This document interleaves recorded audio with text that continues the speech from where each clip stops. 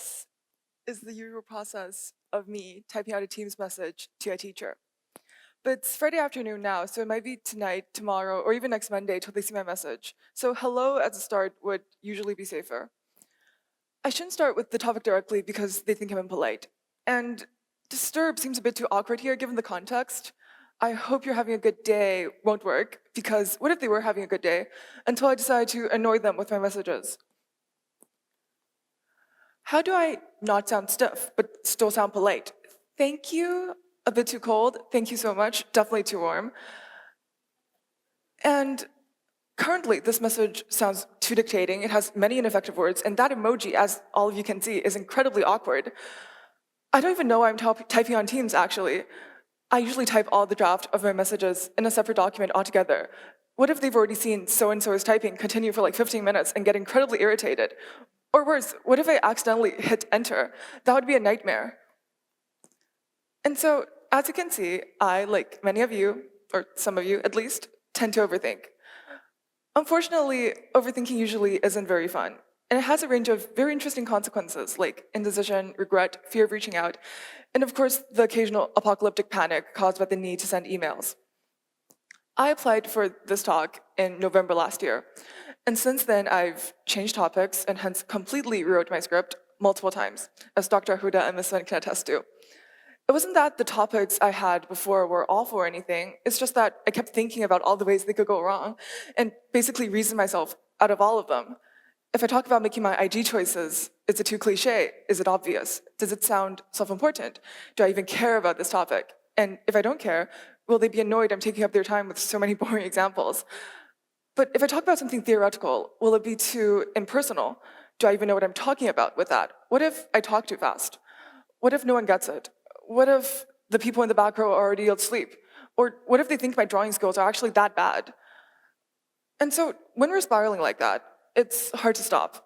And though I would love to say my talk is about a 3-step tutorial of how to make overthinking magically go away, or how to aestheticize it as something complex or cool, I don't have a solution either.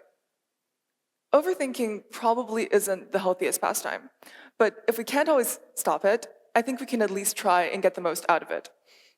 Because though overthinking may sound like it has all of these negative consequences, which it does, fundamentally, it still isn't a separate thing from just ordinary thinking. It's just when thinking crosses some invisible line and turns destructive and repetitive.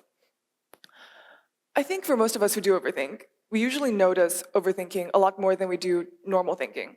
So for me, when I'm overthinking, if I'm casually recollecting a normal conversation, for example, my brain wouldn't go on alert and say, you're currently remembering a past conversation. That's unnecessary, as it's just a natural thought process that happens all the time. If I asked, most of us probably can't remember half of the things our mind has wandered across today. But if I'm recollecting, and suddenly I get fixated on my specific word choices, wondering if I was a bit too direct, didn't smile as much as I should have, perhaps spoke a bit too fast, that timid but annoyingly self-important part of my brain would remind me, you're overthinking, you're overanalyzing. And so, in a sense, overthinking can be seen as a specific type of thinking that always makes me painfully aware of its existence.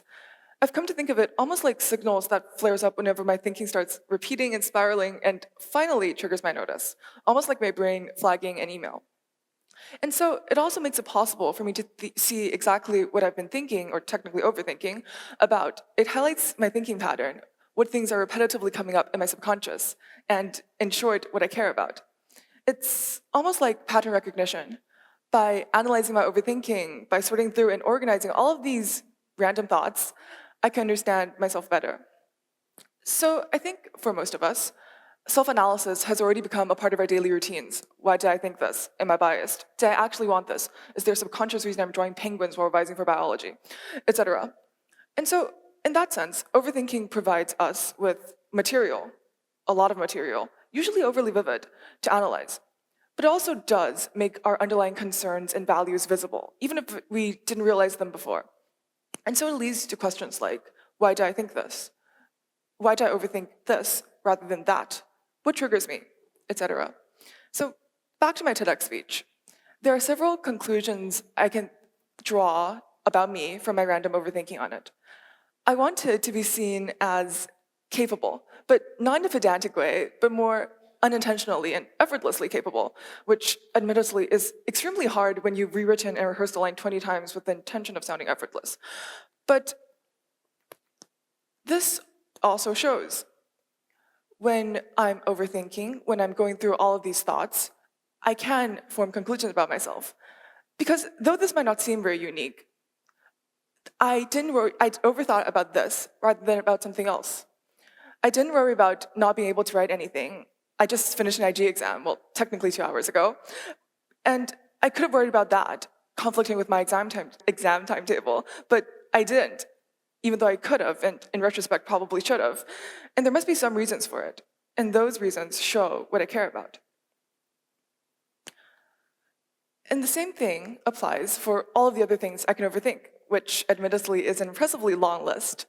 When I'm preparing for an interview, what do I worry about more? Failure or the actual process of talking to someone and promoting myself?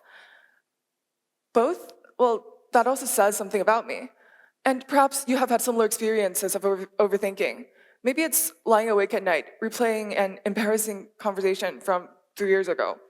Maybe it's questioning a decision you've made for the dozenth time.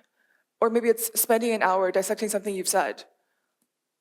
So the next time you're rereading a Teams message or an email, again and again before hitting enter, deliberating between a full stop and a semicolon because you just don't know which would look weirder, you can go through that process again. And maybe you can't always stop that overthinking, but maybe it can at least help you understand yourself better. The things we overthink are rarely random. Perhaps it can point out a new little detail about who you are, reflect how you want to be seen, and even show you who you want to become. Thank you.